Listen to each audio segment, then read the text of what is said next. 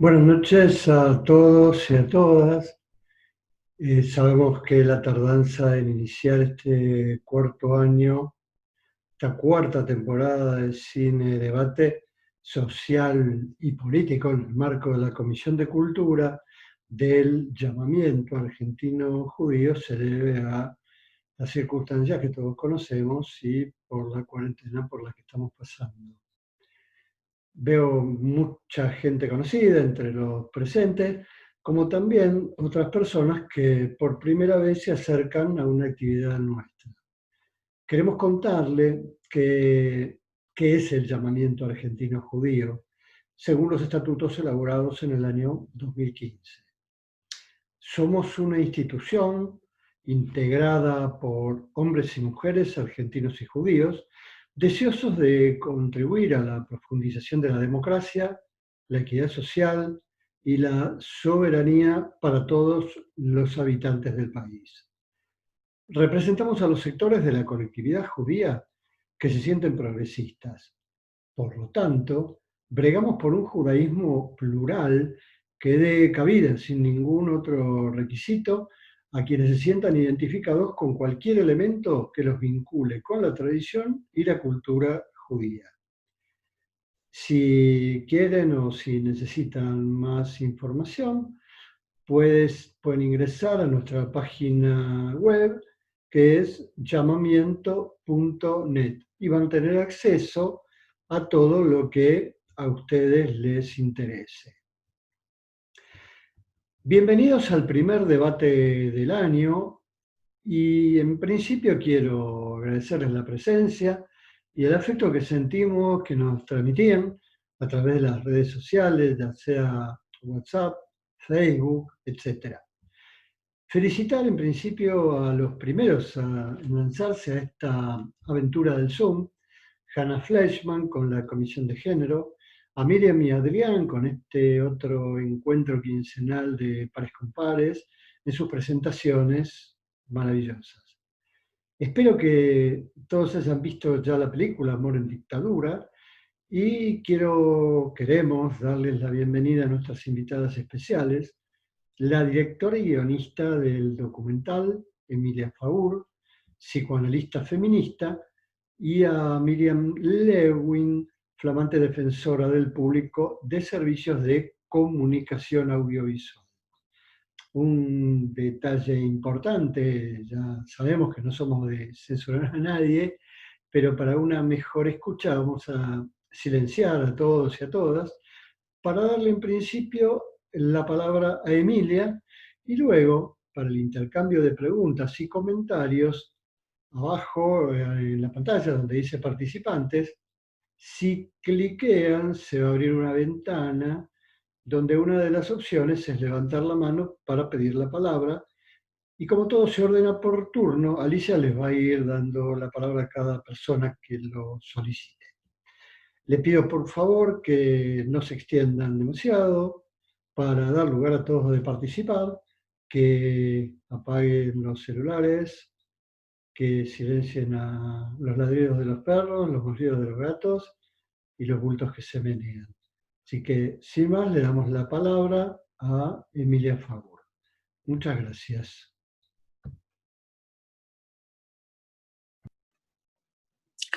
Amor en Dictadura comienza a partir de una pregunta. A mí se me abre una pregunta el 19 de diciembre del 2001. No sé si recuerdan que fue un momento bastante duro políticamente en la Argentina, en el que pedíamos que se vayan todos. Gobernaba de la Rúa, corralito, movilizaciones. Yo subí a un taxi y su conductora me dijo, ¿se enteró que hay estado de sitio? Y a partir de ese instante yo entré en un estado de déjà vu. Es decir, el pasado se hizo absolutamente actual. Me sentí confundida, perdida, y en el trayecto hasta llegar a casa sobreimprimieron una serie de imágenes que daban cuenta de los años del terrorismo de Estado en mi vida.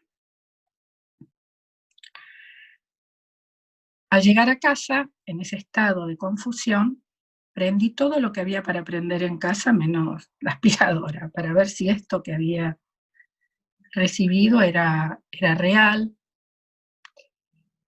Y allí confirmo que efectivamente había estado de sitio.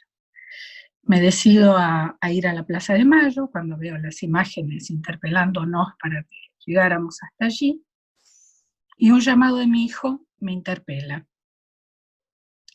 Mi hijo actualmente tiene 48 años. En ese momento, cuando fue terrorismo de Estado, tenía apenas 4 años. Y por primera vez me dice: mamá, si vos vas a la plaza, a mí no me ves más. Allí pude advertir el miedo que quedó preso en esos años, y se abrió una pregunta: ¿cuáles son las secuelas del terrorismo de Estado en nuestra vida privada? Se paralizó. ¿Se paralizó? Ahora,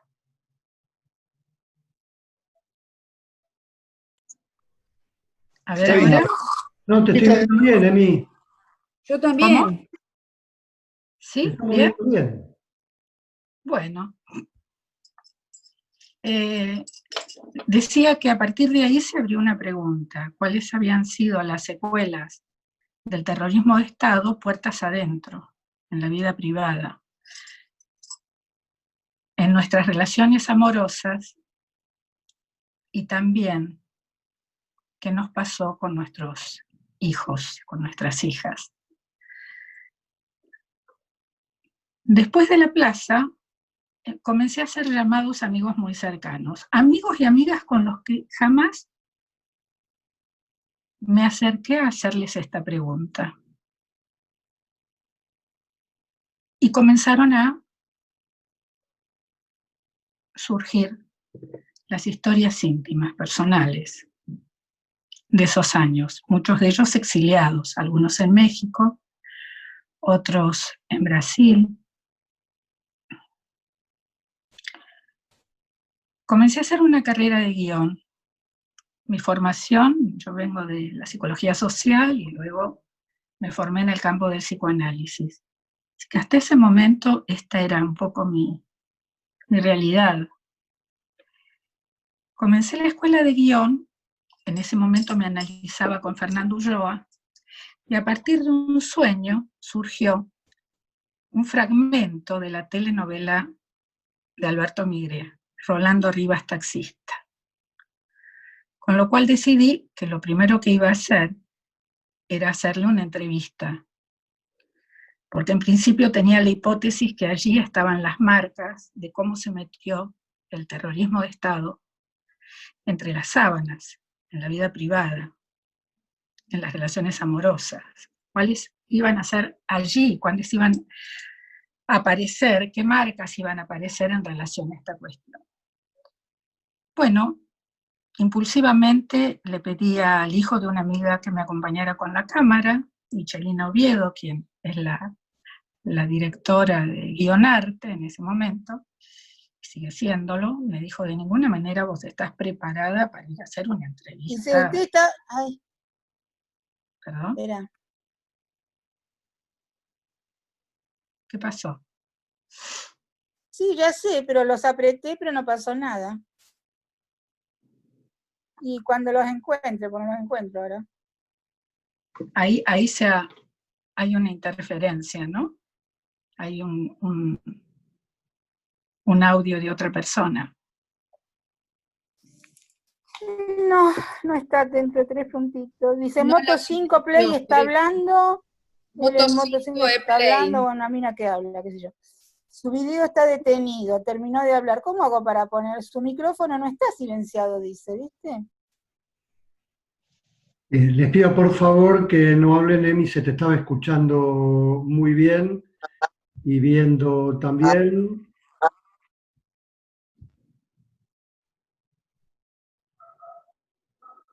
Hola, Emilia. ¿Sigo? Sí, seguí, Sí, acá seguí. estoy. Seguí. Sí, lo que ocurre es que apareció un audio de otra persona, por eso Sí, no, pero me seguí, detuvo. no sé quién es. Ah, Aparecen bueno. ahora por... Ahí Bueno, está otra vez el bueno, audio. chao, listo. Después te llamo. Alguien que está Chao, hablando por besito. Sí, alguien teléfono, tiene el micrófono activado. sin cerrar, Me ¿no? parece que es un hacker, porque vos le apagás el Ah. micrófono y lo puede No, abrir, y lo abre de vuelta. no hay ningún hacker. Emilia, seguí, por ¿No? favor. Bueno, ok. Aquí me dice, aquí sale un cartel que dice hay que silenciar a todos. Favor, moto 5, muter el micrófono, por favor, dice. La persona que tenía activado el micrófono ya lo cerró. Pero Víctor, Bueno. Víctor, vos como anfitrión podés cerrar y podés cerrar. Sí, sí, sí. Es lo que estoy haciendo.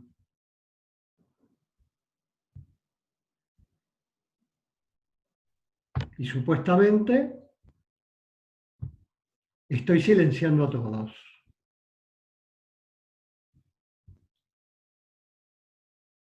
¿Podés seguir, Emilia? No, por favor.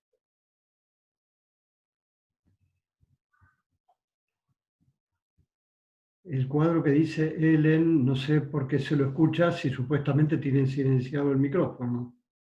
Dale, Víctor, dale voz a Emilia, que Emilia también está silenciada. La Emilia también está muteada.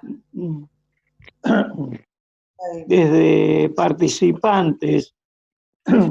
Entrá participante y ahí tenés el panorama de todos. Sí, estoy en eso, pero supuestamente Emilia no tiene el loguito de estar silenciada, así que puede hablar. Ahora no, ahora estoy bien, sí. ¿Sí? Bueno, ¿continúo? Sí, sí. Les cuento el cuentito porque es mi especialidad, contar cuentos. Fui a ver a Alberto Migré al día siguiente, un lunes, con el hijo de una amiga que lo grabó. La entrevista duró 2 horas 45 minutos.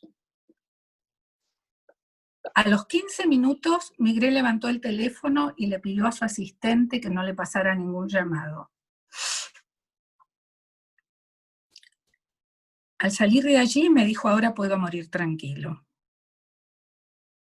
Pude decir aquí lo que nunca me animé en mi vida. Nos dimos un abrazo, como habrán visto en la película, y partí. 3 días después me llamó un amigo para preguntarme si sabía lo que había pasado, y así me entero que Alberto Migré había partido. Los primeros días para mí fueron muy duros, porque supuse que esa entrevista pudo haber precipitado su partida, dado que además falleció por un tema cardíaco. Comencé a buscar a Víctor, a un tal Víctor con el cual él habló en la entrevista, diciéndole que le separara el material para una película que yo iba a hacer. Primero pensé que era Víctor Laplace, me dijo, no, yo no fui, y poco a poco, investigando, me dijeron, tiene que ser Víctor Agú, que es su heredero en toda su obra. En el transcurso, a los 3 o 4 días, yo ya abandonando esta idea de hacer alguna película sobre esta cuestión, me llaman de Argentores, él era presidente de Argentores, y me dicen que hay una carta para mí de Alberto Migré. En esa carta decía que esta película era imprescindible y que yo debía hacerla, pero con una condición, que él me iba a brindar todo el material que yo necesitara. Y la condición era que la película debía llamarse La novela del amor en dictadura. Ante este mensaje, ante esta carta, decidí hacer una segunda carrera, que fue la maestría de periodismo documental en la Universidad de 3 de Febrero. Como la tesis de mi maestría tiene el nombre que yo comprometí a darle para satisfacer el pedido de Migré, es decir, la novela del amor en dictadura, Esta película tiene que tener un nombre diferente del de mi tesis. Por lo tanto, su nombre es Amor en Dictadura. Yo espero que les haya gustado. Fue un trabajo muy arduo. Comenzó la investigación en el 2001. Yo llegué a hacer casi 450 y pico de entrevistas. Hablé con muchas personas, hijos, parejas, exiliados. Acá hice entrevistas en Madrid. Y en la universidad me plantearon que tenía que acotar la investigación y que podía llegar a ser desde las relaciones amorosas. De manera que profundicé este eje y tuve el privilegio de conocer, entre otras personas, muy valiosas, inmensas personas, imprescindibles. Tuve el privilegio de conocer a Miriam Lewin, a Liliana Chernájovsky, de quien ya era amiga, a Tato Pavlovsky, a Miriam Sonderegger y a Diana Mafia. Y con ellas comenzó esta travesía.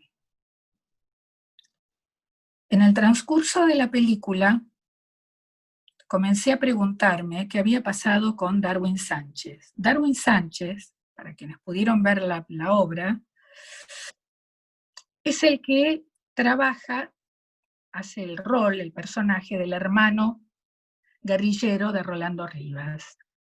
Para mí la palabra clave y la síntesis de esta película es cuando el hermano, cuando Rolando Rivas, después de ser abatido, su hermano guerrillero por las fuerzas policiales, va al cuarto, busca sus pertenencias y dice: aquí hay dos países. Mi hermano vivía en un país y yo vivía en otro. A mí me parece que esta sentencia sigue siendo actual, absolutamente actual, y esto lo demuestra la ferocidad de los hechos que hemos vivido en el día de ayer. Espero que la película haya resonado, que les haya permitido a ustedes evocar sus vidas amorosas, sus vidas familiares, y todo aquello que quieran compartir en este espacio, y también, así lo estoy haciendo desde que esta película se está presentando, por correo, porque hay personas que necesitan escribir sobre lo que están evocando a partir de este film. Estoy abierta a cualquier pregunta que me quieran hacer. Y les agradezco muchísimo nuevamente que estén aquí. Bien, a partir de este momento les pueden preguntar, y esto lo va a coordinar Alicia, las preguntas y a quién las dirigen, desde levantar la mano, como les comuniqué antes, o escribir en el chat lo que quieran preguntar. Si lo preguntan levantando la mano, se les dará voz y podrán hacerlo. Gracias.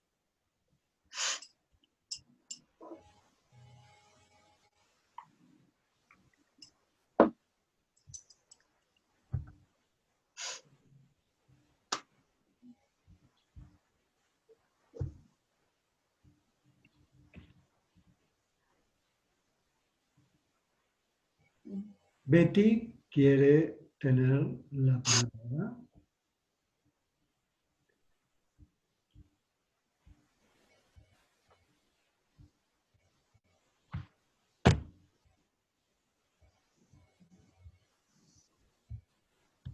Betty, por favor. Ahí pongo reiniciar audio y no se reinicia. Ahora me la puse yo. Ah, ok. Ok.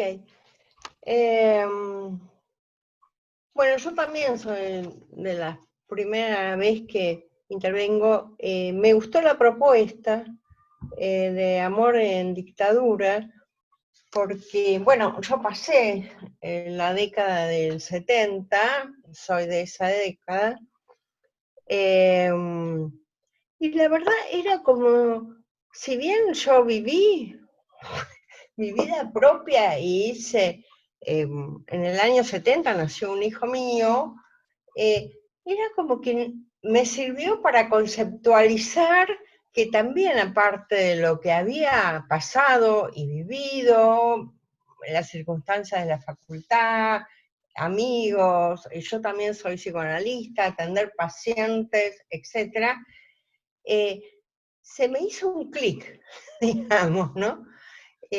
Con lo que relataron, o sea, me dio otra perspectiva de mi propia historia. Me gustó la parte de cómo se infiltra, puedo decir se infiltra, o se difunde las ideas, digamos, de pensamiento único a través, por ejemplo, de los primeros carteles, donde un encendedor es un arma de fuego, ¿no? Me pareció muy, o sea, si bien es una documental, la autora está en cómo fue uniendo esas partes y fue diciendo a través de lo que otros dicen, eso me gustó mucho. También toca un tema difícil, que es la migración. Me parece que está, digamos, Pavlovsky, yo lo conozco, lo he leído, está tomado de un aspecto, bueno, amoroso, está, pero no es todo lo que se vivió en ese momento, ¿no? O sea, me parece que está hablando de los fanatismos en función de la dictadura. O sea, es una película amorosa con cierto corte, digamos, de ideas políticas, obviamente. Era la época de lo que se debía, ¿sí? Se debía tanto los que militaban lo que debían hacer por orden del partido, como de la familia, que se debía estudiar, y eso tenía el futuro asegurado, ¿no? Si uno estudiaba las carreras, abogacía, medicina primero, abogacía, tenía la vida asegurada. Lo que, voy a decir algo más de lo último, porque no quiero, digamos, tengo más puntos, porque es una película que uno la puede tomar desde diversos vértices, desde diversos aristas. Lo que no entendí fue la ferocidad de los actos de ayer. No sé, Emilia, ¿a qué te referías con la ferocidad de los actos de ayer? Porque Sí. me actualizaste la película, pero me sacó de contexto. Bueno, con esto nada más, apago mi micrófono. Chao. Sí, me refería concretamente al ataque brutal que tuvo el equipo de periodistas de C5N en el día de ayer. Pero volviendo a la película, dado que el eje era tratar de ver las marcas en las relaciones amorosas, de alguna manera esto quizás acerque alguna respuesta a lo que venías comentando de Tato Pavlovsky. Tato Pavlovsky habló de los amores en el exilio, era un poco. Y respecto de la publicidad, a mí me costó mucho buscar y encontrar las marcas en publicidades que operan como el antecedente de lo que vino después. Y me parece importante tenerlo como lugar donde mirar en todo momento de la historia, porque allí ya estaban las marcas de lo que se venía, ¿no? Una mujer era una bomba,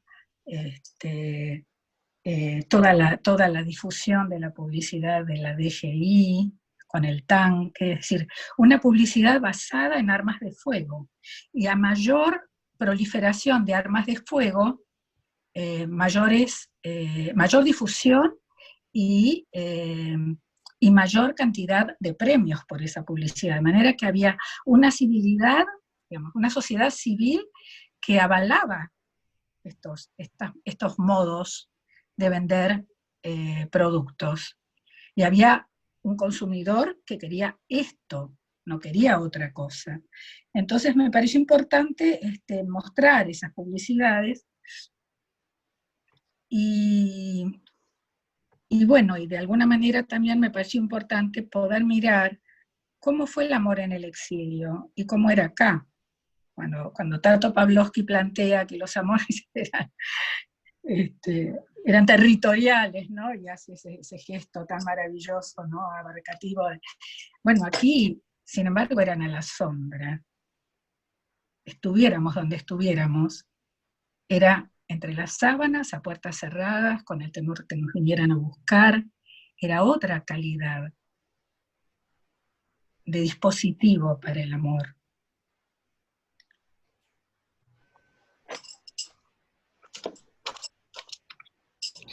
Y un amor, como dijo Miriam Lewin sabiamente en la entrevista, y un amor en el que no se sabía qué iba a pasar al día siguiente.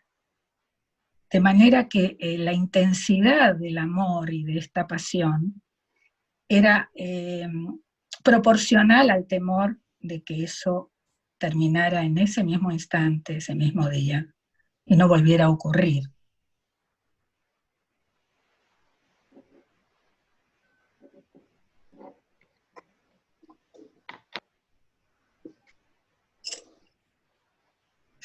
Le damos la palabra a Cristina. Sí, bueno, ante todo, muchísimas gracias, Emilia, por tu recorrido, por contarnos cómo se construyó esta película. Me parece sumamente interesante. Te llevó muchos años poder armarlo y me imagino el costo que tuvo ese armado. Me impactó mucho en tu relato esta pregunta que muchos de nosotros quizás nos hacíamos.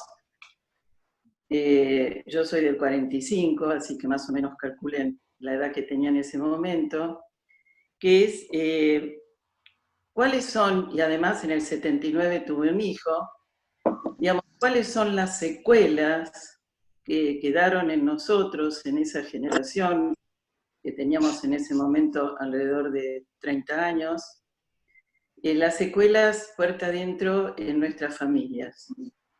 Además, haber tenido hijos en ese momento durante la dictadura, durante el terrorismo de Estado, bueno, que es algo que creo que sigue horadando de alguna manera en nosotros. Lo que me pareció sumamente interesante de tu película, Emilia, es la compaginación y los intertextos. Me asombró mucho el recorrido de Migré, ¿no? Y que en realidad a él le cae la ficha, aparentemente por lo que dice, cuando tiene que sacar al hermano terrorista de la película, ¿no? De la serie. O sea que ahí a él también le hace un efecto. No sé exactamente en qué año era eso, pero bueno, lo podés decir. Sí, sí. Y todos los testimonios de cada una de las, de Miriam, de cómo es Liliana, Tato y Miriam, la otra, y Diana, que me interesaría saber si están acá en este Zoom, qué pueden decir ellas de esa experiencia que han tenido durante la filmación, durante las entrevistas, porque fueron momentos seguramente muy conmovedores, muy difíciles. Y bueno, más o menos esto es lo que quería comentar, y mucho para comentar, pero quería hablar sobre la película en sí. Bueno, yo voy a tomar, te agradezco que estés aquí, que hayas podido tener una mirada tan profunda y tan abarcativa de la película. Yo voy a tomar uno de los costados de lo que decís, que es Darwin Sánchez, el personaje del hermano guerrillero. Una de mis tensiones y de mis inquietudes cuando comenzó la investigación era qué había pasado con este actor. Fíjate que Alberto Migré dice, tuve que hacerlo desaparecer. No dice, lo tuve que cambiar en el reparto. Y esto es lo que yo tomo incluso con la cámara, reiteradamente, para que quede marcado esto de cuando decidimos hacer desaparecer, aún en un reparto, a un personaje, también, que es lo que ocurrió en la entrevista con Migré, desaparece de la memoria. Porque es el único personaje de Rolando Rivas que él, a lo largo de la entrevista, que como comenté al inicio, duró 2 horas 45 minutos, no pudo recordar su nombre. Es decir, lo tuvo que hacer desaparecer por aprietes en el canal, pero también en esa entrevista fue el único que no pudo recordar quién era. Con lo cual ahí a mí se me abrió otra cuestión, que tenía que ver con dónde está Darwin Sánchez. Mi búsqueda de Darwin Sánchez comenzó a partir de esta entrevista, que como comenté fue en el 2001. Y yo lo encuentro a Darwin Sánchez en noviembre, el 20 de noviembre del 2019, cuando ya estoy a punto de estrenar Amor en Dictadura, por un hecho absolutamente casual. Un amigo con quien estaba tomando un café levanta el teléfono, tiene una charla con alguien que yo no sé quién es, y me dice, lo voy a ver a Darwin Sánchez este fin de semana porque capaz que me compro un terrenito en el Tigre. Y yo dije, ¿Darwin Sánchez es quien actuó en Rolando Rivas? Sí. Es decir, fíjate, desde el 2001 hasta el 2019, yo di vuelta en mi estilo, cielo y tierra, para ver dónde había ido a parar Darwin Sánchez, quien nunca más volvió a actuar. Lo contacté, él estaba como cuidador de islas en el Tigre, y me cuenta que a partir de ese suceso se exilia y se va a vivir al Tigre. Yo lo invito a que venga a una de las presentaciones para que recupere esta identidad ante su público. Y con amigos periodistas, entre ellos Hugo Paredero y otros, lo contacto para que le hagan una entrevista y que pueda volver con su nombre y su apellido. Esto ocurrió en el mes de enero del 2020. A fin de febrero del 2020, me llama su mujer para decirme que Darwin Sánchez partió, pero con la inmensa alegría que pudo cerrar esta cuestión, donde realmente desapareció todos esos años, no solamente de la actuación, sino del mismo. Yo con Darwin Sánchez tuve varias entrevistas para acompañarlo en lo que significaba esta vuelta, y bueno, ese fue todo un capítulo. El tema para mí de este film, por lo menos lo central, y que sigue siendo un tema porque estoy proyectando mi próxima película, y me doy cuenta que esas son las marcas para mí que de alguna manera me implican en esta producción, es ¿qué hacemos con la crueldad? Fernando Ulloa decía que el único contrapoder que podemos oponerle a la crueldad es la ternura. Y cuando comienza la democracia con Alfonsín, yo empiezo a ver cine hecho por artistas jóvenes, muy buenos, directores jóvenes, pero comienzo a ver en esa cinematografía cierto estado de entumecimiento emocional, que de alguna manera, a mí por lo menos, se me conectó con esos años, los años del miedo, los años de la intimidación. Cuando yo hice entrevistas en Madrid con hijos de militantes políticos, y también acá, encontré mucho enojo, curiosamente. Encontré enojo. Cuántas cosas que no habían podido decirle a sus padres militantes. Hecho que también me ocurrió a mí. Porque por primera vez mi hijo, ese 19 de diciembre, me dijo, si vas no me ves más. Entonces a mí me parece que ahí hay mucho todavía para indagar, para explorar, y para ver qué pasó con el amor en los hijos de la dictadura, de qué manera se manifiesta, cómo se relacionan, cómo hacen lazos.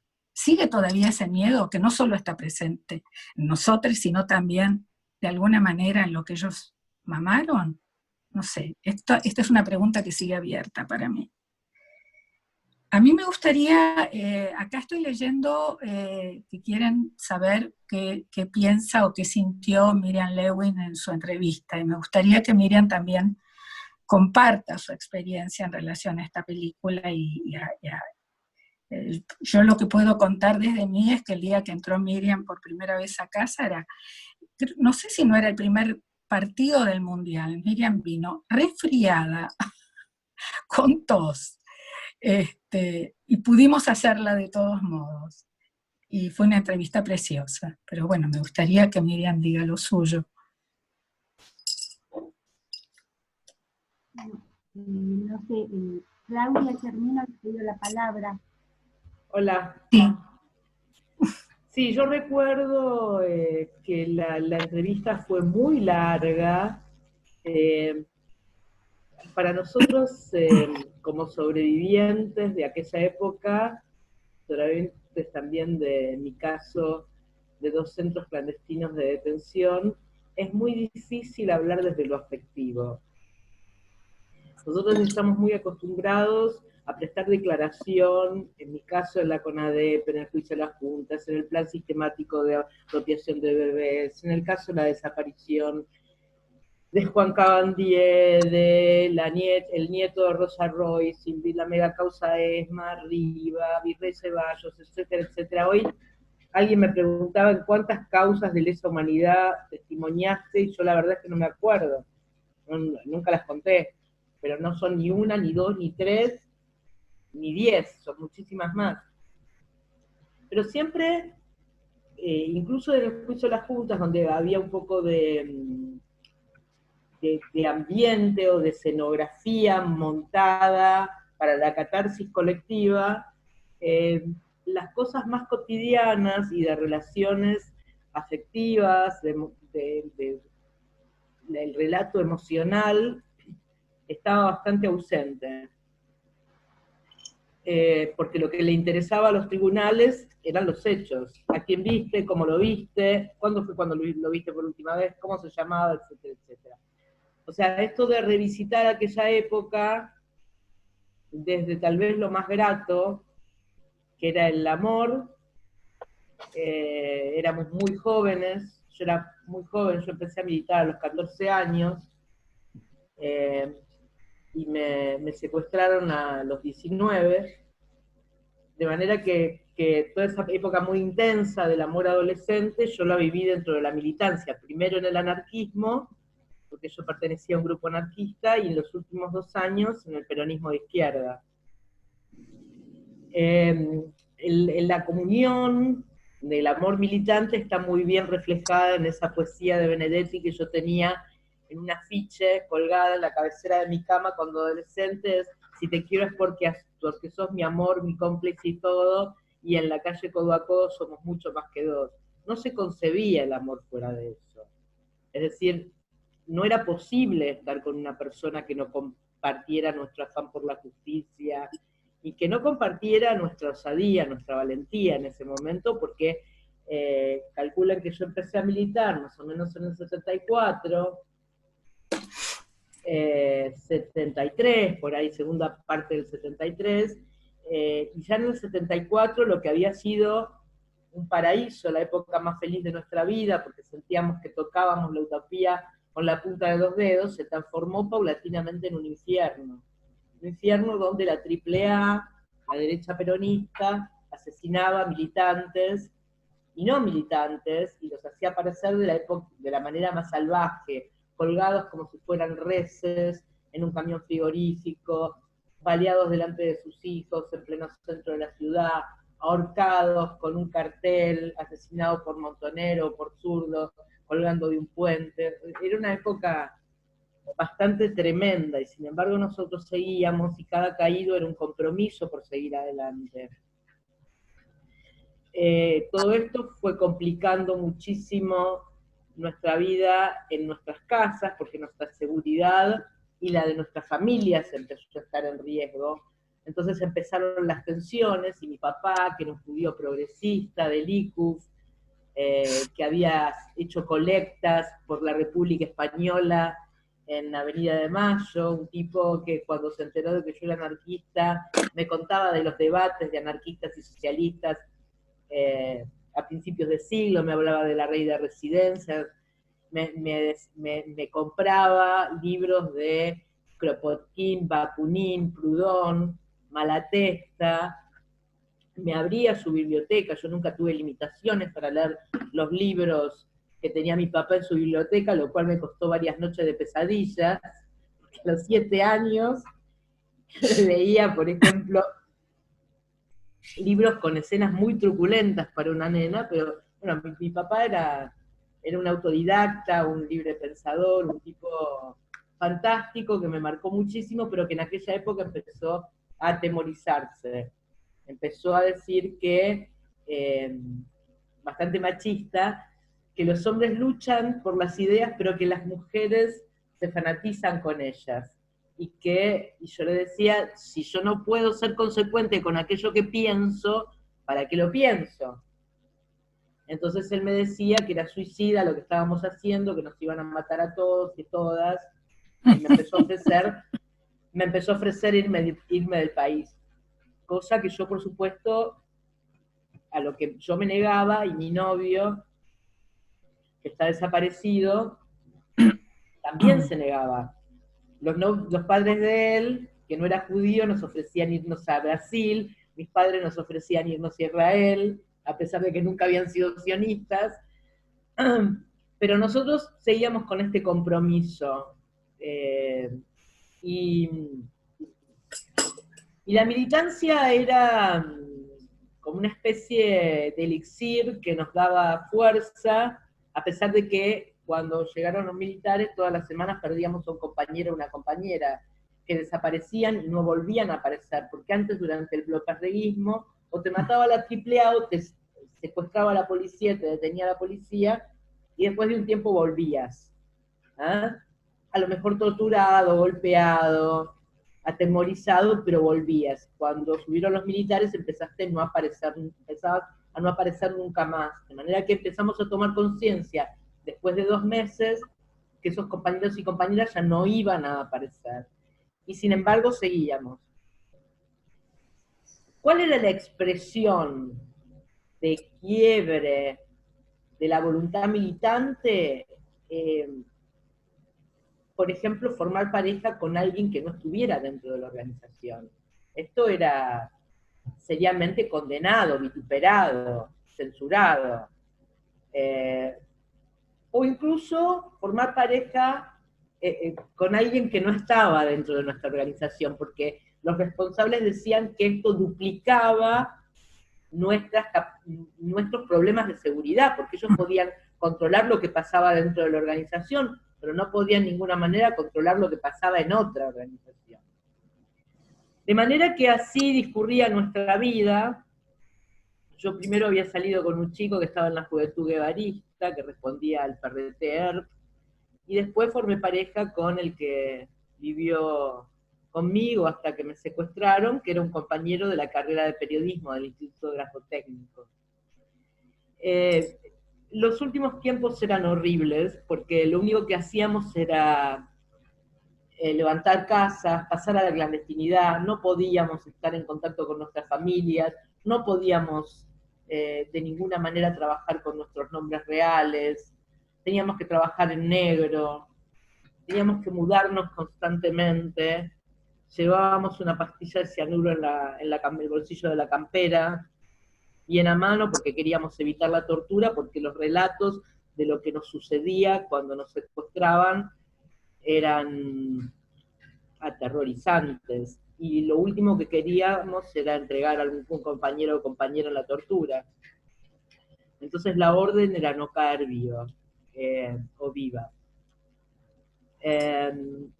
Durante la militancia nosotros pensábamos que vivíamos en un mundo igualitario dentro de la organización, pero déjenme decirles que las organizaciones revolucionarias eran bastante machistas, en el sentido en que nunca las mujeres accedíamos a los puestos de conducción, y esto era porque, si teníamos suerte, nuestros compañeros de vida, nuestras parejas, nos ayudaban en las tareas de la casa solamente. No era que se hacían cargo de los chicos, no era que se hacían cargo de las tareas de la casa, siempre recaía sobre nosotras como militantes la doble o triple jornada. Yo en mi caso, por ejemplo, militaba, trabajaba, estudiaba, limpiaba la casa, y no me lo cuestionaba. Para mí teníamos una participación igualitaria, no me daba cuenta, no era consciente de esto. De lo que sí que me molestaba era que a veces había compañeras que habían desarrollado un trabajo político territorial en un barrio, porque sus compañeros, sus maridos, sus novios, parejas, tenían un mayor grado, como sucedía siempre, porque tenían más tiempo para dedicarle a la militancia, eran trasladados a otra provincia, a otro territorio, ellas tenían que abandonar todo lo que habían hecho y seguirlos, y se transformaban meramente en apéndices de ellos. El trabajo de ellas era absolutamente accesorio. Sí había seguramente para la participación en algún operativo, algún tipo de equidad o tal vez utilización de la imagen más inocente que tenía la mujer como para pasar un operativo de control de los militares. Es decir, cuando había que arriesgarse, sí nosotros estábamos codo a codo con los compañeros, pero después, yo siempre cuento que en el libro de Marta Diana, Mujeres Guerrilleras, que es un libro fantástico, Marta Diana cuenta que en una reunión política, en una casa, una reunión, como decíamos nosotros, de ámbito, el dueño de la casa, el anfitrión, no sabía dónde estaba la azucarera cuando sirvieron el café. O sea, hasta ese punto estaban desconectados los varones de las tareas domésticas. Para mí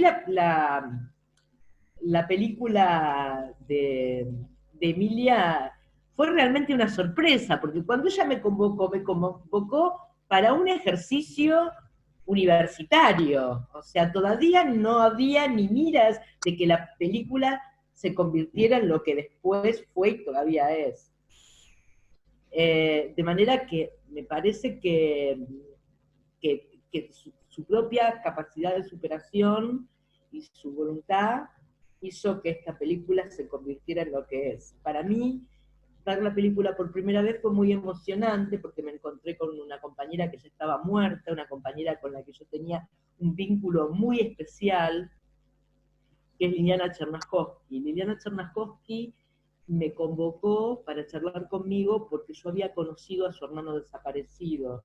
La vida de Liliana es una vida muy dura, ella estuvo mucho tiempo, muchísimo tiempo, presa, detenida legalmente, y yo estuve desaparecida en la ESMA con el que es el padre de su primera hija. Bueno, es una historia, la cuestión de ese compañero es una historia bastante especial, pero después nos reencontramos y yo no sabía que yo había conocido durante la militancia al hermano de Liliana, que estaba desaparecido, porque era el novio de una amiga mía. Yo no sabía que Liliana era la hermana de Tito, de manera que juntas tratamos de reconstruir las últimas horas de Tito. Y eso nos unió muchísimo. De manera que verla, para mí en la película fue una experiencia muy, muy intensa. También fue muy intenso ver cómo María Sonderegger, de quien yo, les juro, no sabía que había militado, para mí era una académica feminista a la que yo había consultado, fue la primera académica que consulté cuando empecé a escribir un libro sobre los abusos sexuales en los centros clandestinos de detención, de manera que yo no sabía que esa académica de la cual alguien me había pasado el nombre iba a testimoniar en la misma película que yo.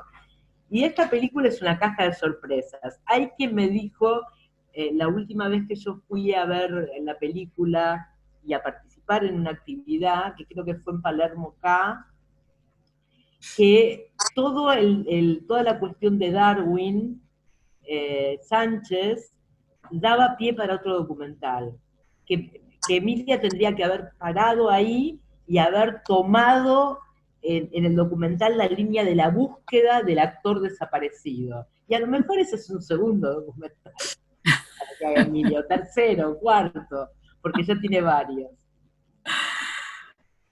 Gracias, Miriam, qué lindo. La palabra a Claudia, que había pedido hace mucho. Bueno, cortito, primero desde la emoción contarles, yo soy hija de la dictadura también, porque a los 12 años, pero bueno, me vine de Uruguay acá, en esos años que describías, Miriam, en 74, fíjate, yo tenía 12 y evidentemente todo esto quedó en una cajita también, nosotros como familia sobreviviente, sobreadaptándonos, tratando de entender qué era, mi padre era profesor universitario, y mucho en estos meses de silencio.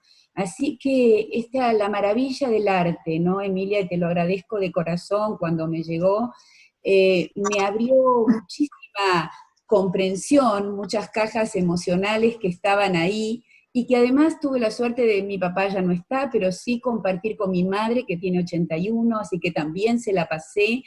Y bueno, y de nuevo comprender las señales, en esta maravillosa, las señales de la publicidad, las señales de Migré, fíjate que eran como muchas sorpresas, pero cómo todo está ahí, ¿no? A veces en el inconsciente, igual que la palabra de tu hijo que te disparó, eso. El arte cura y el arte sana. ¿Cómo esta maravilla? Si hay algo que tenemos, vuelvo a reivindicar porque lo siento en carne propia, cómo vamos integrando de alguna manera, tarde o temprano, pedazos de nuestra propia historia a través del arte. Creo que es una de las cosas más fantásticas, maravillosas y creativas de posibilidades que tenemos los seres humanos, no solamente con nuestra vida propia, pero además, como en el caso de tuyo, Emilia, cuando se puede hacer una obra para ser compartida y disfrutada por otros, se expande ese perfume y esa sanación, podría decirlo. Así que, más que debate, es un agradecimiento testimonial a que verdaderamente sentí la peli, que no tiene golpes bajos, que tiene testimonios hermosos como el tuyo, Miriam, que pocos años más que yo, pero viviste toda esta historia y poder...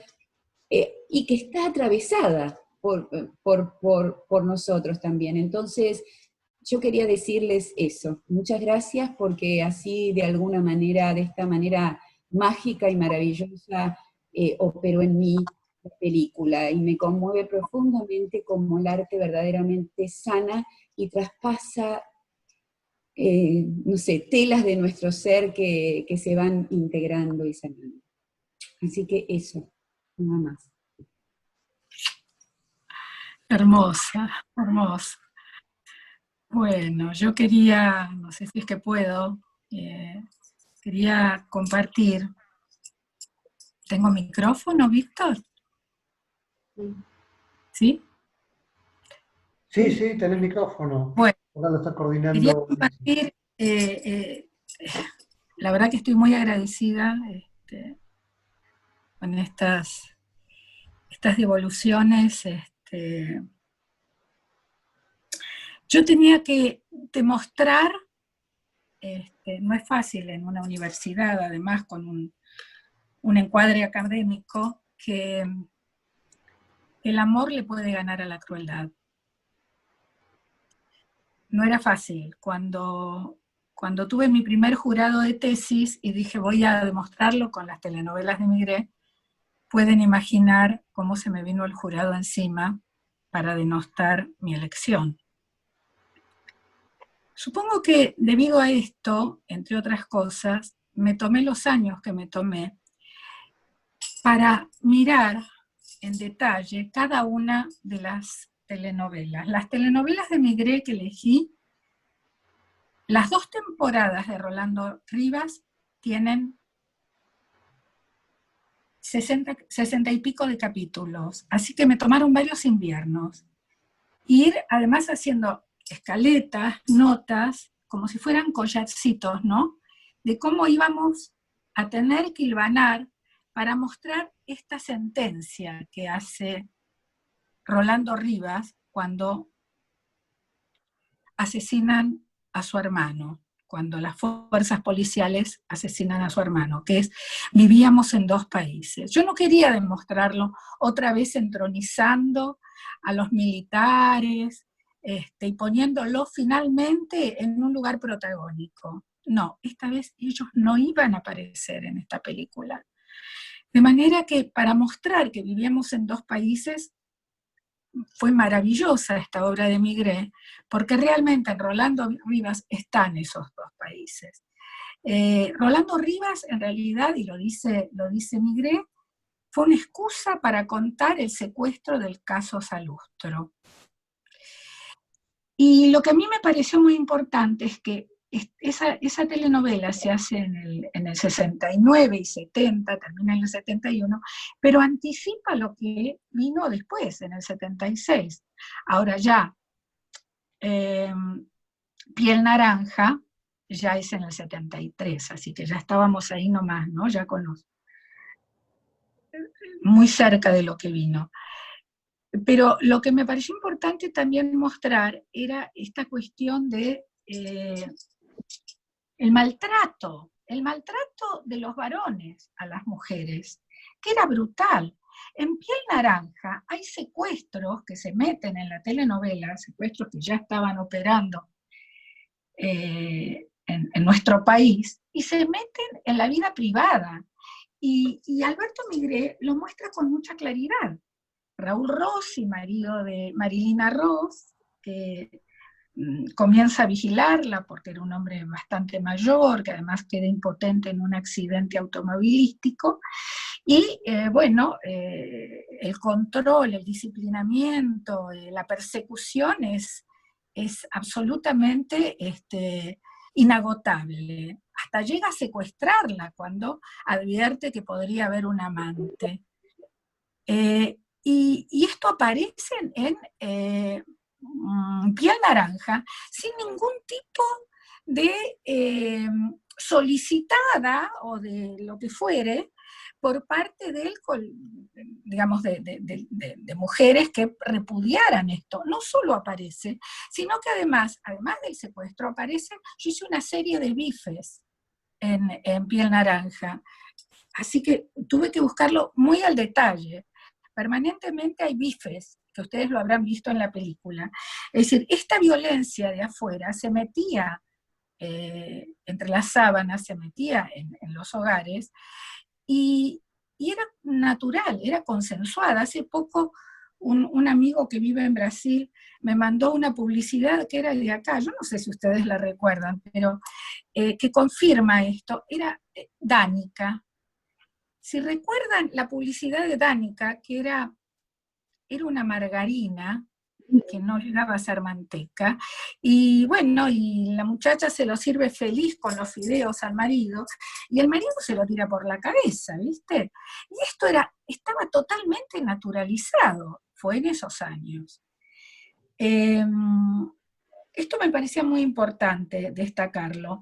Entonces, aquí era una película que encerraba, una telenovela. Fue para mí muy difícil hacer dialogar tantos formatos diferentes, que a su vez tenía que mostrar que teníamos dos países en la telenovela Rolando Rivas. Bueno, Mónica Helguera, representada por Soledad Silveira, vivía en una familia ultra adinerada, muy oligarcas todos, y digamos, la tensión para que esta relación se concretara era, de entrada, la situación imposible por pertenecer a distintas clases sociales. Pero también ahí hay una marca muy fuerte que tiene que ver con la situación del aborto. Cuando Mónica Helguera decide abortar, ahí en la película, yo lo muestro, aparece una situación tremenda de condena social, que ya estaba en esos años, y que estaba totalmente naturalizada. Y cuando le pregunto a Migré en esta entrevista, cómo llegó al tratamiento de la situación del aborto, me cuenta en realidad que él tenía que reemplazar a Soledad Silveira, porque Soledad Silveira había avisado, era muy chica, muy joven, que terminada esa temporada no quería ser más Rolando Rivas, que se iba a hacer otra cosa. Entonces tenía que reemplazarla por otra actriz. Y va a las panaderías, Alberto Migré, va a los almacenes, a las verdulerías, y entonces le dicen, ¿qué es lo peor que le pueden hacer a Rolando Rivas para que puedan aceptar que Soledad Silveira, Mónica Helguera, salga de esta telenovela y entre Nora Carpena? Y lo peor de todo, ¿qué fue? Que aborte un hijo de él.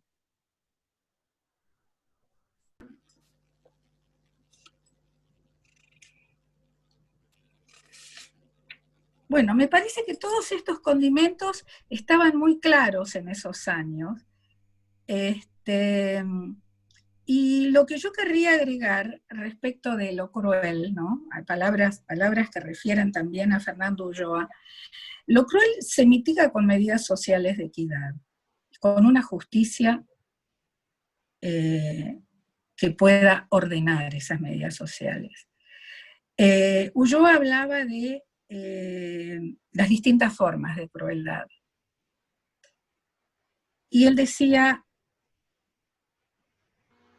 respecto de estas formas de la crueldad, una es la del malo, el malo entre comillas, el malo que se apodera de la capacidad de decisión del otro. Una de las formas de la crueldad, reitero, es la de el malo que se apodera de la capacidad de decisión del otro. En este sentido, yo inicié esta charla compartiendo con ustedes lo que yo vivencié ayer. Ayer vimos claramente esta crueldad. Acá hubieron elecciones, acá hay un gobierno democrático, pero siguen habiendo estos malos que quieren apoderarse de una decisión, de una elección que fue mayoritaria. Y luego menciona a otra crueldad, que es la crueldad de quien Ulloa dice es el maligno, es la vera crueldad. Y se refiere a los genocidas, torturadores, y hoy yo diría a quienes todavía están representados por un sector de nuestra sociedad y gozan de muy buena salud. Bueno, no es mucho más lo que puedo agregar en este sentido, y estoy abierta a las preguntas que surjan, pero también a proporcionarles el link para quienes no pudieron ver la película a través de mi correo, que es E de Emilia, M de mamá, L de Liliana, A de Alicia, cine@yahoo.com.ar. A través de este correo yo voy a acercarles el link de la película, que de hecho, desde que se inició la cuarentena, decidí liberarla para que la puedan ver todas y todas. Gracias. Ahora le damos la palabra a Kelly. Gracias, Alicia.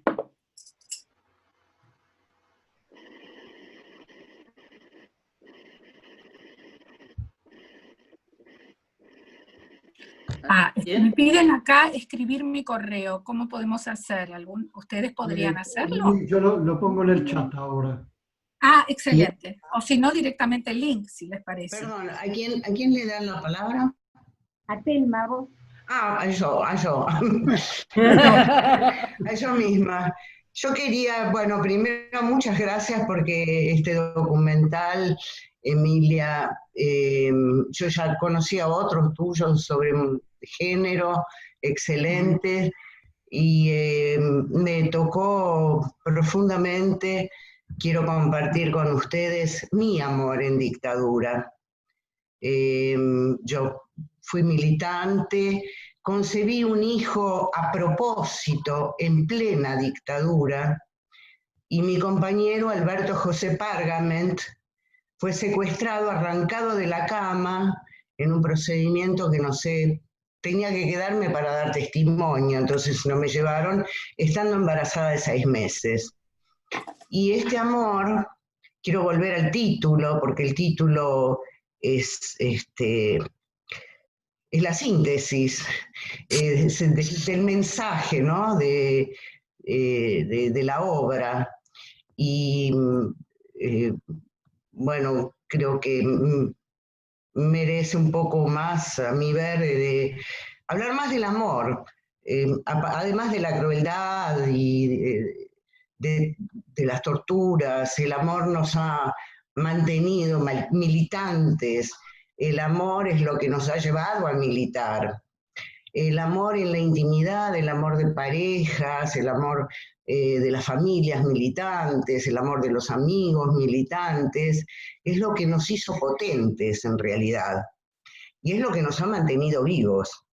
Este amor que yo tuve, lo guardo como el más grande, más fuerte y más potente amor que he tenido en mi vida, y tuve muchos después. Después que Alberto desapareció y nació mi hijo, después me exilié, tuve 28 años en exilio, volví hace 14 años a la Argentina, y he tenido muchos amores de diferentes talantes, pero este se mantiene inalterable, porque condensa la potencia, el amor a los ideales, el amor al otro. Esto es lo que nos ha dado fuerza. Cuando vi el documental, esta presentación de Miriam, me decía, bueno, si dónde se conocieron, ¿no? Esta cosa que vos decís, los chicos se preguntan, bueno, ¿y tus papás dónde se conocieron? En la ESMA, ¿no? Bueno, entonces me hizo acordar a Primo Levi. Nos acerca de la pregunta esta de Adorno, ¿será que es posible hacer poesía después de Auschwitz? Y sí, es posible. Después de Auschwitz se escribió música, teatro, se hacía el amor a escondidas encima de los muertos, porque el amor puede más que la vida.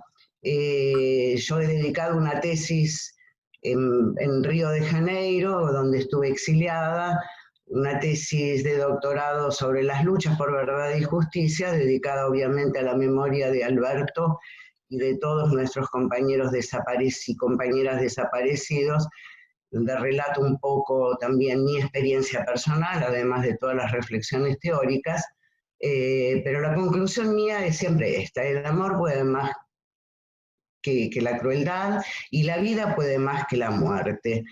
Y bueno, muchas gracias por darme espacio para compartir este gran amor.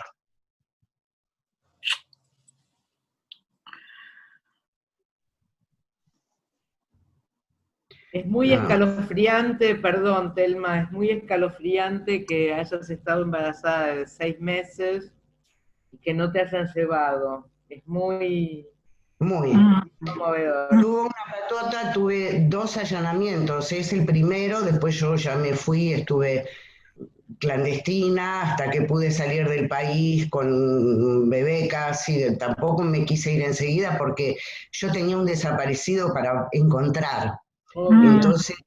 Entonces fue otra, pero esto ya es otra parte, ¿no?, de la historia. Pero me tuvieron apuntada, encañonada en la cabeza 45 minutos, lo que demoró el procedimiento. Y escuchar los gritos de él llamando por mí, que me quería ver, y escuchando los gritos porque lo golpeaban en el cuarto al lado y todo esto. Y siempre me quedó esta pregunta, fue un estigma muy pesado durante muchos años, donde fui interpelada hasta por los mismos compañeros, muchos compañeros, no todos, pero algunos. ¿Y a vos por qué no te llevaron? Con desconfianza. Y como mi suegra era Juanita Meller de Pargament, la tesorera histórica de las madres de Eve Bonafini, y hay un desdoblamiento, es otra historia. Quizá, Emilia, hacemos, te doy tela para otro guión, pero Vamos. Sí, no, a disposición, la experiencia mía es nuestra, pero siempre lo cargué con mucho pesar, muchas veces en los primeros tiempos, decían muchas veces que me hubieran llevado junto con él, porque fue terrible haberme quedado sola, embarazada, buscándolo, escuchando estas interpelaciones, y a vos, ¿por qué no te llevaron? Porque siempre hay quien queda, porque si no, no tendríamos historia. Los que quedamos somos los que damos testimonio, y de una o de otra manera, bueno, de arriba pusieron el dedo en mí, hicieron así, me corrieron y acá estoy, ¿no? Y estoy por cumplir 70 años, me pega fuerte porque me parece mucho tiempo transcurrido, era muy jovencita, tenía 25 años, y bueno, pero quiero poner el acento en la fuerza, en la potencia del título del documental, de tu tesis, de esta búsqueda, que es la búsqueda del amor, de la potencia del amor. Los militantes no militan por odio, militan por amor. Creo que es esto. Tal cual. Y es eso, es por amor, es una pasión desmedida, desenfrenada, que no encuentra, no tiene límites, que lo da todo.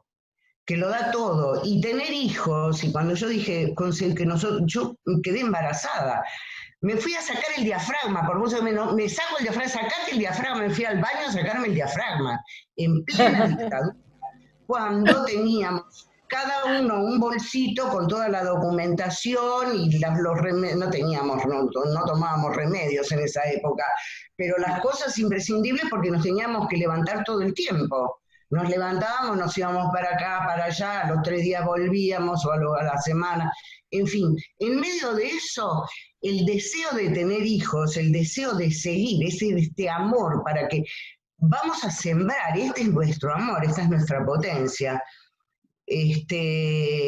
Bueno, mi hijo es Javier Párgame, que es funcionario público y ha sido en el gobierno de Cristina también. No ha conocido a su padre, a quien ha oscilado en tenerlo entre un héroe y un villano, porque ha sido muy difícil. ¿Y dónde está papá? ¿Y por qué eligió eso? ¿Y qué no me quería? Sí, entonces esta respuesta. Que quería tanto que quería a todos los niños del mundo, quería que todos los niños de este país pudieran tener una buena vida, ¿no? Y entonces la lucha por vos se extendió la lucha por todos, y en eso se fue. Pero bueno, creo que eso, el mensaje para mí central, lo que me queda de mi experiencia, de la experiencia de mis amigos y compañeros de militancia que hemos compartido exilio, y de otros que, bueno, han estado en otros lugares exiliados, pero que nos hemos mantenido en contacto, es esto, todos hemos tenido esta vivencia, la vivencia de este amor desenfrenado, de estas ganas. Esto es lo que nos ha hecho potentes. Y creo que nos mantiene, son los que hemos sobrevivido a eso, estamos muy vivos, Sí. estamos muy vivos, muy fuertes. Sí. Entonces, es con mucho pesar que también esta situación que estamos viviendo es un dolor inmenso que provoca. Porque perdón si me extiendo, no sé, pero una pregunta que me dice, ¿valió la pena esto? ¿Valió la pena? Es una pregunta que quien militó hoy se la hace sí o sí y se la ha hecho en otros momentos también. ¿Para qué todo esto? ¿Valió la pena? Y yo creo que sí, siempre vale la pena. Atreverse a imaginar y hacer algo por un mundo mejor siempre vale la pena. Y así va la vida y así va la humanidad, de levantamiento en levantamiento, de revolución en revolución, de genocidio en genocidio, de seca, lluvia, y así va. Se mueve por las ganas, y siempre que hay ganas, vale la pena. No sé, ahora se abren otras preguntas referidas a este país específicamente en esta situación, pero vamos cerrando ya un poquito. Perdón, Telma, pero vamos cerrando porque queda poco tiempo. Gracias. Muchísimas gracias. Emilia. Muchísimas gracias por compartir. Hola, Cabot, se dirige. Ya tienen todos mi email para bueno, que quieran seguir compartiendo, porque soy consciente que esta película genera evocaciones, reflexiones y la necesidad tal vez de compartirlo. Así que yo estoy aquí. Ya está en el chat, el correo electrónico tuyo. Voy a escribir. Bueno, le damos la palabra a Jofi y Siri. Hola, bueno, quiero ser muy breve. En principio, hacía bastante tiempo que tenía ganas y andaba detrás de este documental, que me lo habían recomendado hace mucho, y viste cuando decís, ¿por qué esta sensación de búsqueda tan necesaria? Y cuando lo vi, descubrí, yo en el 72 tenía 6 años, y desde los 6 que devoraba las novelas de Migré, porque me puedo acordar hasta diálogos de las novelas de él, descubrí que me tenían en mi familia, en esa época, del lado del país de Rolando. Entonces, empezar ya más grande a tener la visión de qué le pasó a Darwin y qué fue pasando en nuestro país. Para mí fue un descubrimiento a solas, porque en casa de eso no se hablaba, ¿sí? El documental me reabrió también una parte de mi vida que agradezco muchísimo haber podido entender, como entendió Rolando, como quiso mostrar Migré, que había 2 países, que lo sigue habiendo, y yo opté por el del amor. Muchas cosas de las que dijo Emilia eran las que yo quería también destacar, que me movilizaron mucho, que en esa época no las entendía por mi corta edad, pero el tema cuando aparece el tema del aborto y la condena que hay hacia Mónica Helguera Paz, ¿no? Inclusive por el mayordomo. Porque también le dice, es algo que no vamos a perdonar nunca. Sí. Lo dice, es algo que no vamos a perdonar nunca. Y también lo de el rol de esta violencia que se veía en Piel Naranja, ¿no? Digo, ¿qué mirada había en esa época que en casa todo era condenable, ¿no? Entonces digo, este documental, esta parte de reflotar a este migré que también fue una genialidad, ¿no?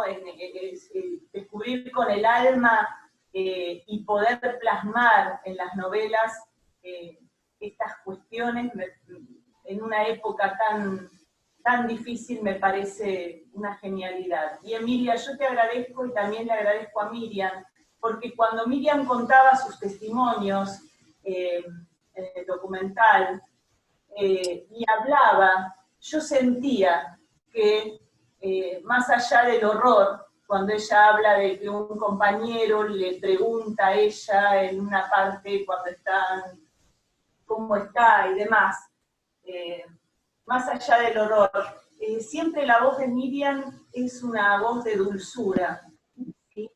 Y eso también demuestra que el amor está por sobre todas las cosas. Y también lo que dijo Thelma al final, ¿no? Si vale la pena, obviamente, para mí, en mi vida personal, poder descubrir estas cosas a través del arte, ¿no? Después de la vida misma también, vale la pena. Cada testimonio nuevo vale la pena. Cada testimonio nuevo vale la pena. Bueno, nada, simplemente gracias. Para mí el documental Emilia es de una exquisitez increíble.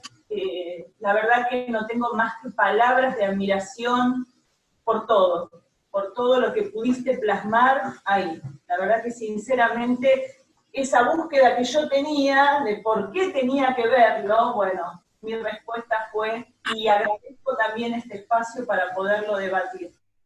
Muchas gracias. Una cosita quiero decir, ya que estoy. Yo me sorprendí de algo que no sabía, que tenía tan incorporado, que es la violencia, que era tan, o sea, teníamos tan incorporada, o sea, tan naturalizado el tema de la violencia, que la verdad nunca me había detenido a pensar en eso. Y me hiciste reflexionar sobre ese tema. Así que bueno, te lo quiero agradecer también. Muchas gracias, muchas gracias. Le damos la palabra a Ellen, creo que así se llama, y creo que vamos a ir cerrando después de escucharla. Hola, no, así. Primero que yo no soy Ellen, soy Alberto. Bueno. Por si no se nota, pero bien. No te queda bien el bigote. Simplemente contar que nosotros somos dos personas, yo un poco antes de mitad del siglo pasado y ella bastante después del siglo pasado. Pero venimos juntos desde el año 72.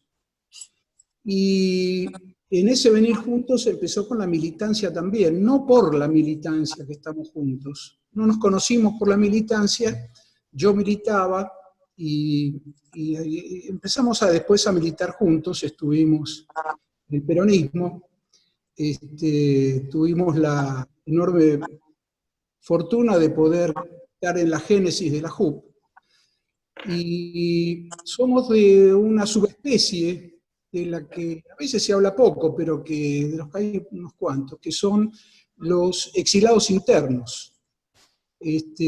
Nosotros tuvimos el primer IGE en el año 76, junio del 76, y al mes estábamos girando por donde podíamos, durmiendo en el piso de la casa de amigos o yéndonos a Miramar, en medio del frío, y como podíamos también. Recuerden todos, porque tenemos parecida edad, que no existían los pañales descartables. Se lavaba el pañal, se lavaba el chiripán.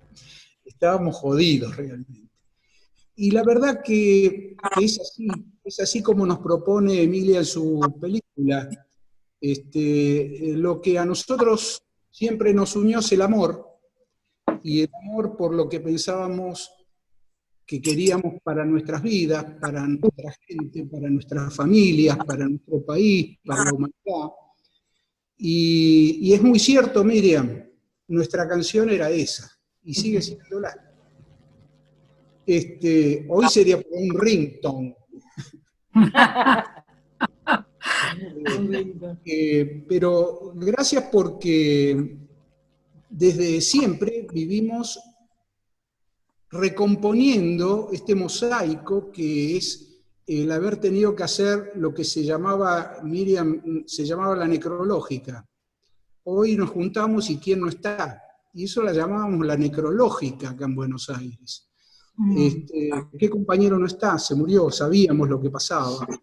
Pero seguíamos estando hasta que por algún motivo dejamos de militar o de estar, o ya no había ni dónde.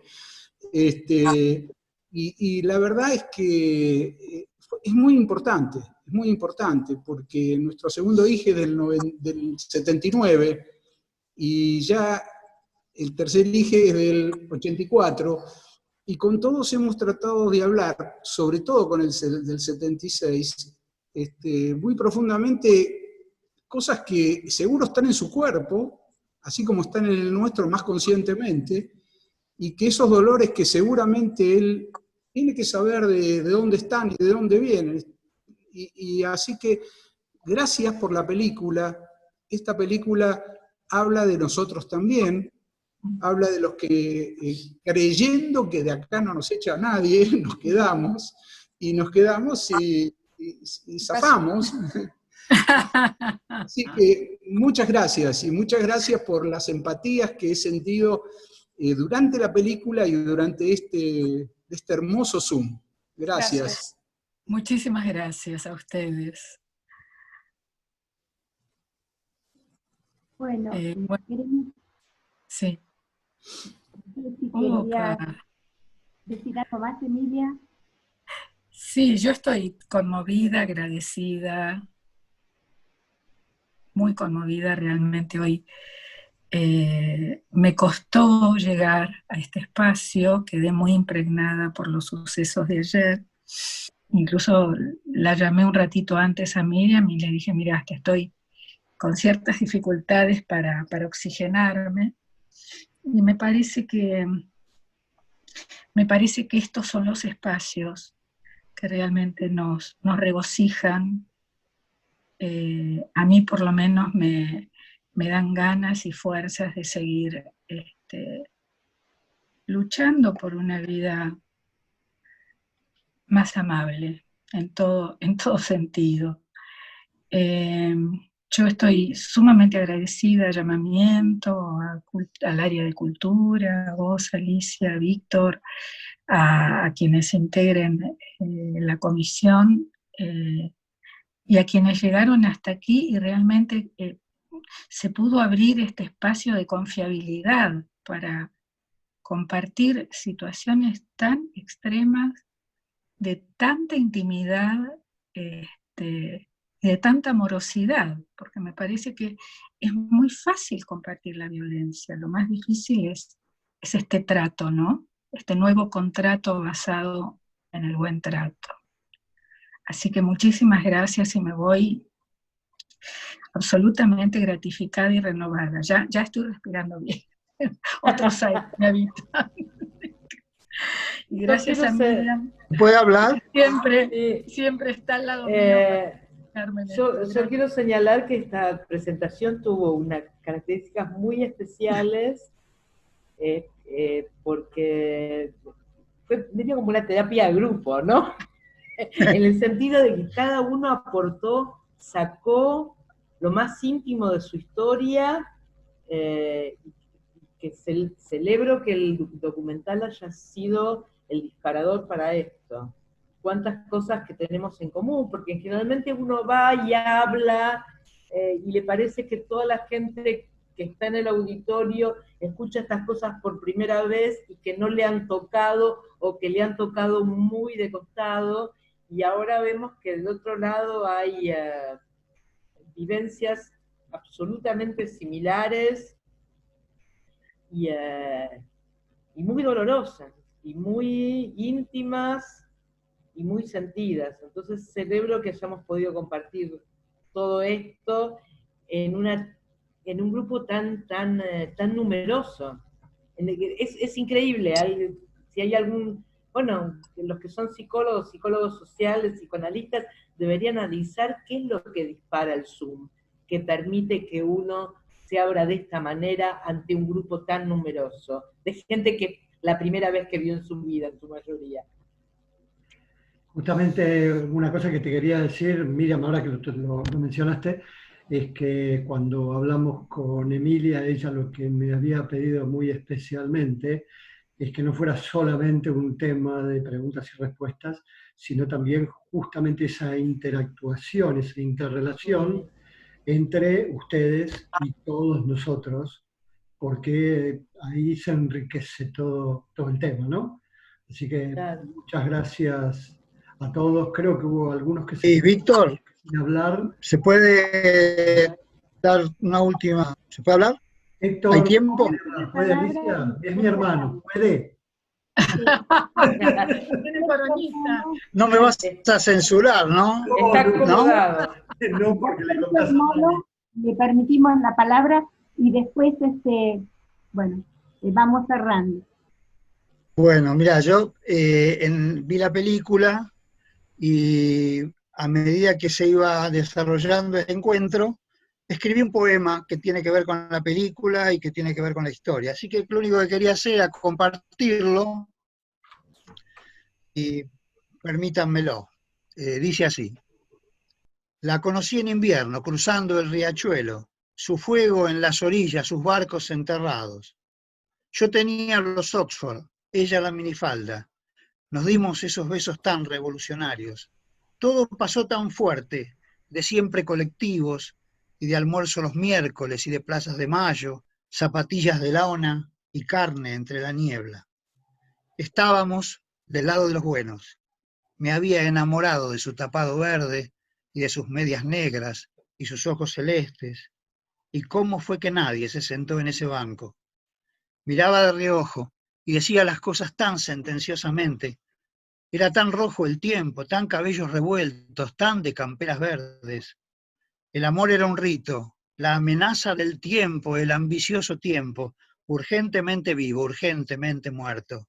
Y me pasé la vida cuerpo a tierra, cruzando riachuelos, y de saltos de rana y suelas en sin rayuez, desde cuando los muertos se esconden en el cielo.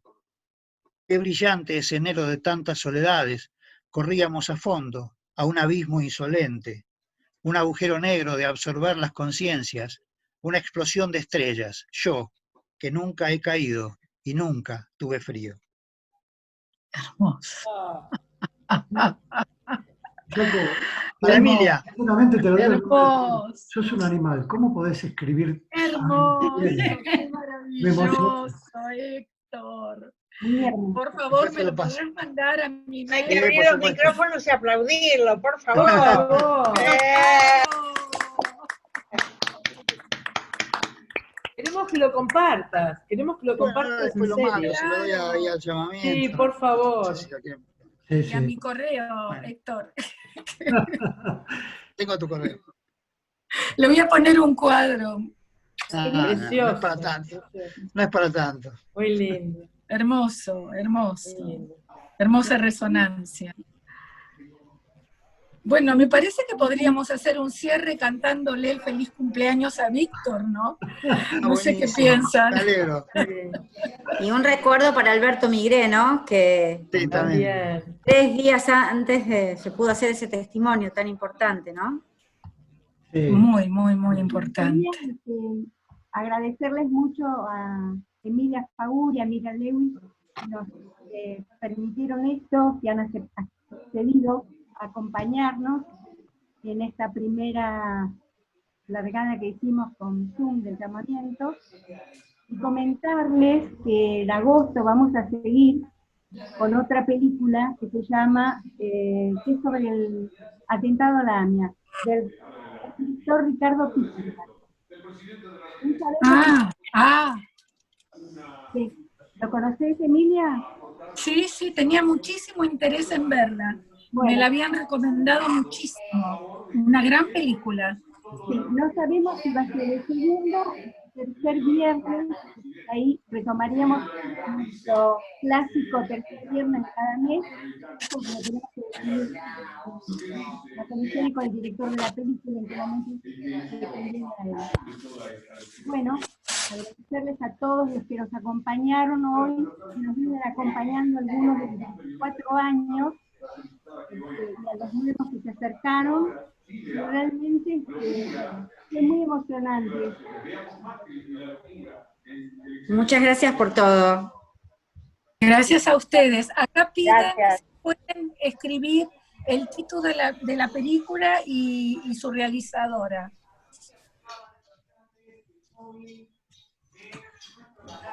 Hay un micrófono abierto. Muchas Hay gracias varios. por todo. Bueno, hay varios, sí.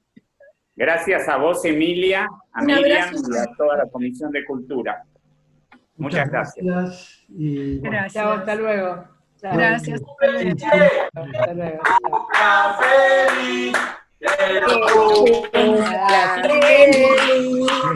lo cumplas! Hermanito, que lo Que lo cumplas muy feliz, que lo cumplas muy feliz, que lo cumplas muy este va a ser un zoom feliz. diferente para la historia del llamamiento, me parece. Gracias a todos y todas. Gracias. Gracias. Adelante. Gracias por la invitación. Gracias a Miriam. Adelante, Miriam, no aflojes, Miriam. Estamos con vos. Quiero asegurar que no se rinde nunca. Así es. Que lo cumpla, que lo cumpla, que lo cumpla. Muy bien por el ritmo. ¡Feliz cumple, Víctor! Gracias. Bueno, dentro de la colectividad también tenemos dos discursos, ¿no? Y dos países. Entonces, llamamiento argentino me parece que nos convoca en este otro discurso. Creo que es importante también, ¿no? Quería comentar algo de eso, pero bueno, ya nos vamos y bueno, gracias por la convocatoria, por la invitación. Bueno, ya nos seguiremos viendo en el futuro, todos los meses vamos a seguir. También, cuando termine la cuarentena, vamos a seguir con estas funciones, tanto por Zoom como en persona, porque tuvimos muchas satisfacciones y bueno, los queremos mucho y los esperamos. Así es. Gracias. Gracias. Gracias. Chao, chao. Gracias a todos. Un abrazo.